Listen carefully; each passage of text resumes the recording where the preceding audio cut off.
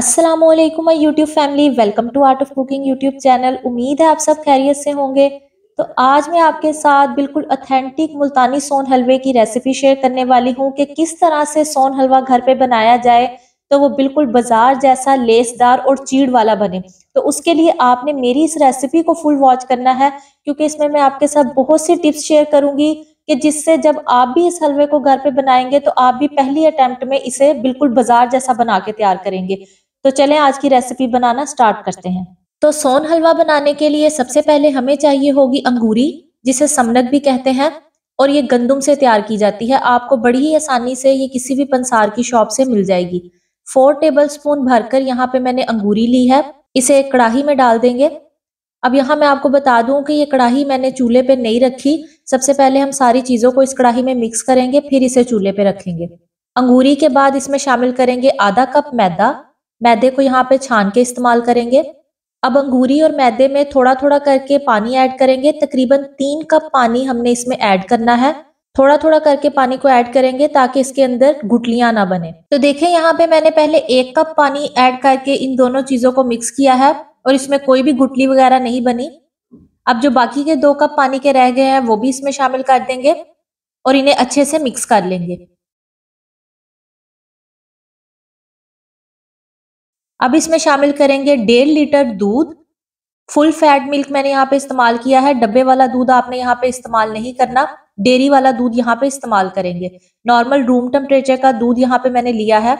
अब यहाँ इन सारी चीजों को पहले अच्छे से मिक्स कर लेंगे। अब यहाँ सारी चीजें अच्छे से मिक्स हो चुकी हैं। अब हम इस कढ़ाई को चूल्हे पे रखेंगे और मीडियम फ्लेम पे दूध में 2 से 3 बॉयल आने देंगे। अब इस स्टेज पे आपने इस बात का ख्याल करना है कि इस दूध के अंदर चम्मच आपने मुसलसल चलाना है ताकि मैदा और अंगूरी कढ़ाई में नीचे ना लगे।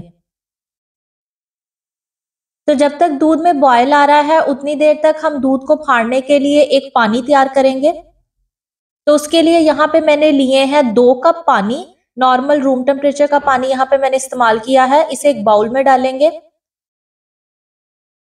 फिर इसमें ऐड करेंगे 1 चम्मच भरकर फटकरी। आधा चम्मच इसमें ऐड करेंगे टाटरी। इन दोनों चीजों को पानी में अच्छे से हल कर लेंगे। अब यहाँ दूध में 2 से 3 बॉयल आ चुके हैं।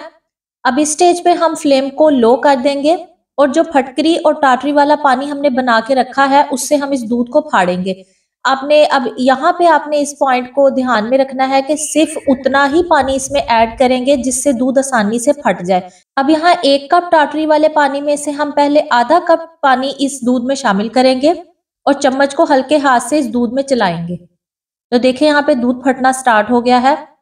अब बाकी का जो आधा कप है वो भी मैं इसमें शामिल कर दूंगी। तो देखिए दूध यहाँ पे फट गया है। तकरीबन 1 कप टाटरी वाले पानी से मैंने इस दूध को फाड़ा है। अब बाकी का जो टाटरी वाला पानी हमारा बच गया है उसे हम फेंक देंगे। इस स्टेज पे आपने भी इस बात का ख्याल रखना है कि जितना कम से कम टाटरी वाला पानी इस्तेमाल किया जा सके उतना कम से कम आपने इस्तेमाल करना है। इससे हलवा जो है वो खट्टा भी नहीं बनेगा। अब दूध को फाड़ लेने के बाद फ्लेम को मीडियम टू लो कर देंगे और फिर इसमें शामिल करेंगे 1 कप चीनी। चीनी ऐड करने के बाद इसमें शामिल करेंगे 1 टीस्पून इलायची पाउडर। अगर आपके पास इलायची पाउडर ना हो तो आप 5 से 7 हरी इलायची भी इसमें शामिल कर सकते हैं। फिर इसमें जाएगा 2 टेबल स्पून देसी घी। घी ऐड करने के बाद इसमें फूड कलर ऐड करेंगे। येलो फूड कलर यहाँ पे मैंने ऐड किया है, सिर्फ 2 चुटकी येलो फूड कलर इसमें ऐड करेंगे। अब यहाँ पे मैंने लिया है 150 ग्राम ग्लूकोज। अगर आपके पास ग्लूकोज ना हो तो आप इसे स्किप भी कर सकते हैं, और अगर आप ग्लूकोज स्किप करें तो आप इसकी जगह पे आधा कप चीनी इसमें और ऐड कर दें।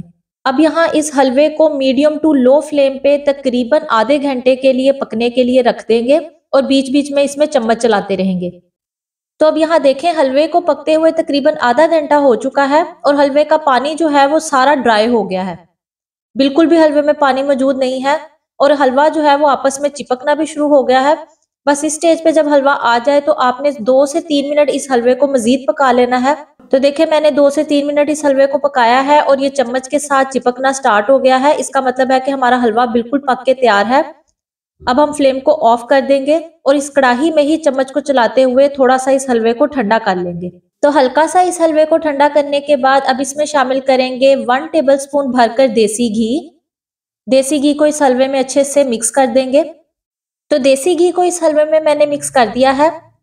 अब इस हलवे को हम एक साइड पे रखेंगे और जिस बर्तन में हमने इस हलवे को सेट करना है उसे तैयार कर लेते हैं।